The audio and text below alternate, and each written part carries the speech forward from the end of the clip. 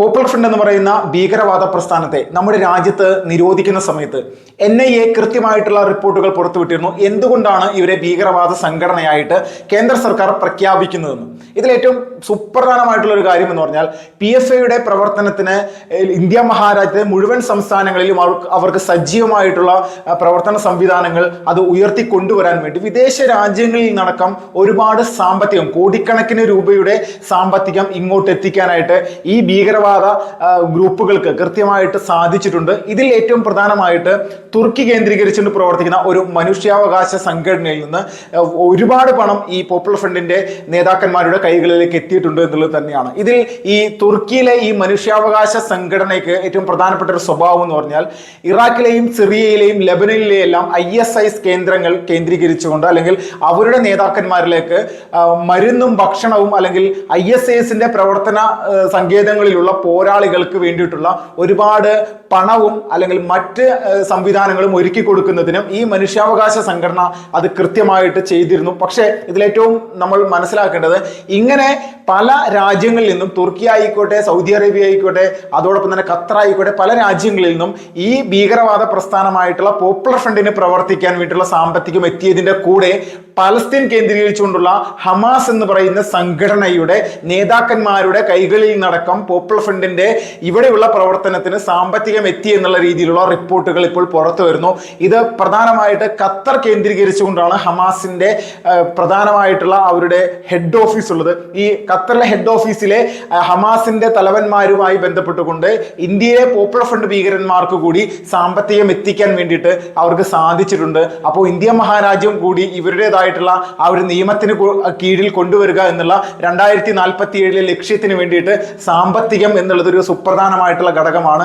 ആ സാമ്പത്തികം വലിയ രീതിയിൽ തന്നെ ഇവിടുത്തെ ഭീകരന്മാരുടെ കൈകളിലേക്ക് എത്തിക്കാനായിട്ട് ഹമാസിന് കൂടി സാധിച്ചിട്ടുണ്ട് എന്നുള്ളത് കൂടി നമ്മൾ മനസ്സിലാക്കുക. അപ്പോൾ ഇതിൻ്റെ എല്ലാം അടിസ്ഥാനത്തിലാണ് നരേന്ദ്രമോദി സർക്കാർ ഈ ഭീകരവാദ സംഘടനയെ കൃത്യമായിട്ട് നമ്മുടെ രാജ്യത്ത് നിന്ന് നിരോധിച്ച് പൂർണ്ണമായിട്ട് ഇവിടുന്ന് ഒഴിവാക്കാനുണ്ടായ കാരണം. അതിൻ്റെ നിരവധി തെളിവുകൾ NIA തന്നെ പുറത്തുവിട്ടിട്ടുണ്ട്.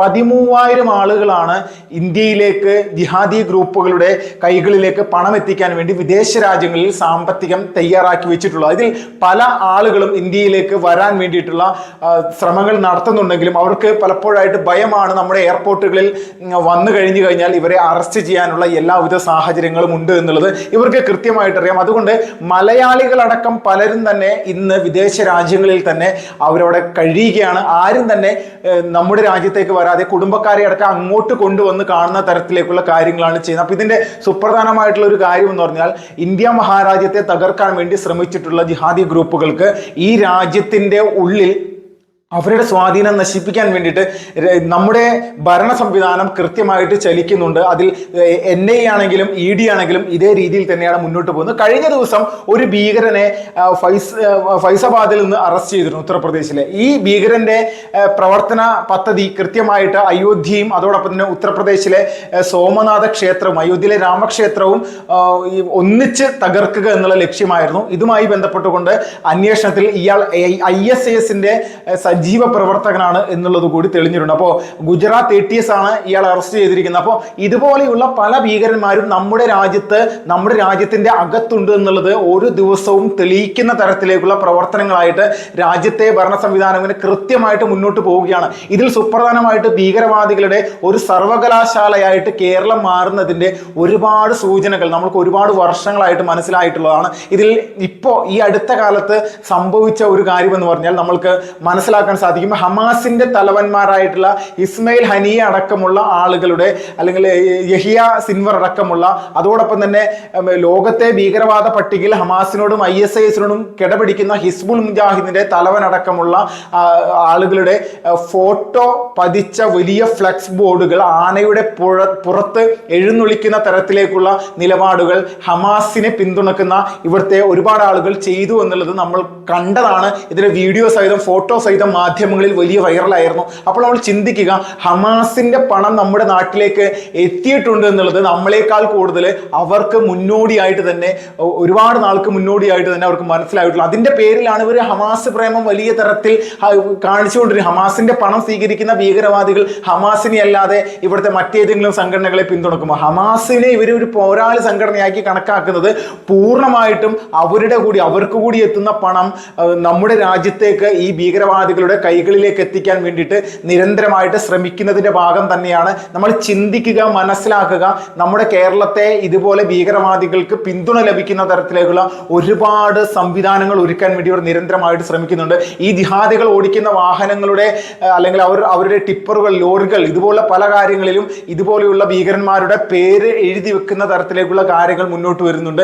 അപ്പോൾ ഇത് കൃത്യമായിട്ട് നമ്മുടെ ലോകത്ത് ഇന്ന് ഹമാസിന് ഏറ്റവും വലിയ രീതിയിൽ, പാലസ്തീൻ കഴിഞ്ഞു കഴിഞ്ഞാൽ ഏറ്റവും വലിയ രീതിയിൽ ഫാൻസ് ഉള്ള ഒരു സ്ഥലമായിട്ട് ഇന്ത്യയിലെ നമ്മുടെ ഈ ഒരു കൊച്ചു കേരളം മാറുകയാണ്. അത് ഹമാസുമായി ബന്ധപ്പെട്ടുകൊണ്ടുള്ള ഓരോ കമന്റുകളും കണ്ടു കഴിഞ്ഞാൽ നമ്മൾ വ്യക്തമാകാനായിട്ട് സാധിക്കും. 2023 ഒക്ടോബർ മാസം 7-ാം തീയതി ഹമാസ് പലസ്തീനിലേക്ക് ഇസ്രായേലിലേക്ക് നടത്തിയ ഒരു പ്രധാനപ്പെട്ട ഭീകരാക്രമണമുണ്ട്.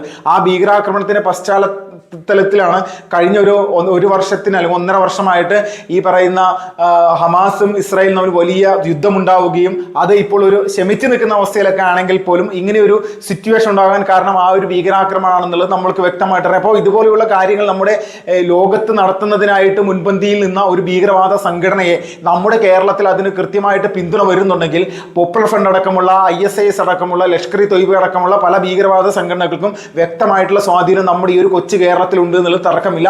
പ്രത്യേകിച്ച് ഈ വിഷയത്തിൽ കൃത്യമായിട്ടുള്ള നടപടിയുമായിട്ട് NIA മുന്നോട്ട് പോകുമ്പോൾ നിരവധി മലയാളികളാണ് പലപ്പോഴായിട്ട് പല കേസുകളുമായി അകപ്പെട്ടുകൊണ്ട് മുന്നോട്ട് വരുന്നത്. അപ്പോൾ ഭീകരവാദികൾക്ക് സ്വതന്ത്രമായിട്ട് പ്രവർത്തിക്കാനുള്ള ഒരു സാഹചര്യം ഇവിടുത്തെ LDF-ഉം UDF-ഉം എന്ന് പറയുന്ന രണ്ട് പ്രധാനമായിട്ടുള്ള രാഷ്ട്രീയ പാർട്ടികളുടെ സഖ്യ കക്ഷികൾക്ക് ഇവിടെ സാധിച്ചിട്ടുണ്ട്. അതിൽ മുഖ്യമാണ് ISIS എന്ന് പറയുന്ന ഭീകരവാദ സംഘടനയുടെ നിരവധി പ്രവർത്തകരെ നമ്മുടെ കേരളത്തിൽ നിന്ന് അറസ്റ്റ് ചെയ്ത സമയത്തും കേരളത്തിൽ നിന്ന് നിരവധി ആളുകളെ, പെൺകുട്ടികളടക്കം, അന്യമതസ്ഥരായിട്ടുള്ള യുവതികളെ അടക്കം മതം മാറ്റി ഇറാഖിലേക്കും സിറിയയിലേക്കും കൊണ്ടുപോയ സമയത്ത് ഇതിനെതിരെയൊന്നും ഒരു തരം ശബ്ദം ഉയർത്താതെ, ഒരു പ്രതിഷേധം ഉണ്ടാക്കാതെ കൃത്യമായിട്ട് ഭീകരവാദികൾക്ക് ഇവിടെ പ്രവർത്തിക്കുന്നതിൽ ഞങ്ങൾക്കൊരു കുഴപ്പമില്ല എന്നുള്ള രീതിയിലേക്കുള്ള ചിന്താഗതിയോട് കൂടിയിട്ടാണ് കേരളത്തിലെ CPM-ഉം കോൺഗ്രസും രണ്ട് മുന്നണികളെ കൃത്യമായിട്ട് നയിച്ചു കൊണ്ടുപോയത്. ഇവർ നടത്തിയിട്ടുള്ള ഭീകരവാദത്തിനെതിരെയുള്ള ഏത് റിപ്പോർട്ടുകളാണ് അല്ലെങ്കിൽ ഏത് പ്രസ്താവനകളാണ് നമ്മൾക്ക്, അല്ലെങ്കിൽ ഏത് പ്രതിരോധ സംവിധാനമാണ് നമ്മുടെ നാട്ടിൽ ഉണ്ടായിട്ടുള്ളത്? അപ്പോൾ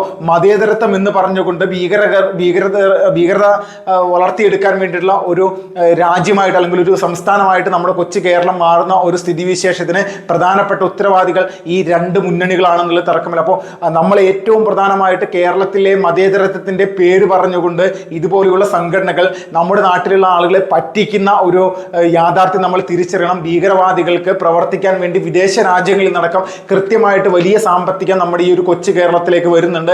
ഈ കൊച്ചു കേരളത്തെ ഒരു ഭീകരവാദികളുടെ ഒരു താവളമാക്കി മാറ്റുന്നതിനായിട്ട് ഇവിടെ നിരന്തരമായിട്ട് പരിശ്രമിക്കുന്നവരുടെ എല്ലാ സംവിധാനങ്ങളും തകർത്തെറിയാനുള്ള മാനസികാവസ്ഥയാണ് നമ്മളെപ്പോലെയുള്ള ആളുകൾക്ക് ഉണ്ടാകുന്നത്.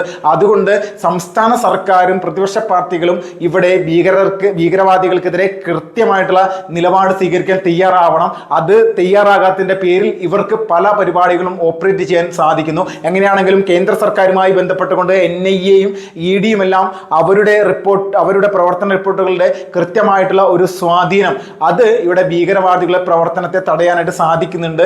അതുകൊണ്ട് തന്നെ ഹമാസ് പോലെയുള്ള ഭീകരവാദ ഗ്രൂപ്പുകൾക്ക് വലിയ തരത്തിൽ സാമ്പത്തികം കിട്ടുമ്പോൾ അതിൻ്റെ ഒരു പങ്ക് നമ്മുടെ നാട് നശിപ്പിക്കാൻ കൂടി പോപ്പുലർ ഫ്രണ്ട് പോലുള്ള ഭീകരവാദികൾ കൈപ്പറ്റിയിരിക്കുന്നു എന്നുള്ളത് കൂടി വലിയ രീതിയിൽ പ്രശ്നമുണ്ടാക്കുന്ന ഒരു കാര്യം തന്നെയാണ്.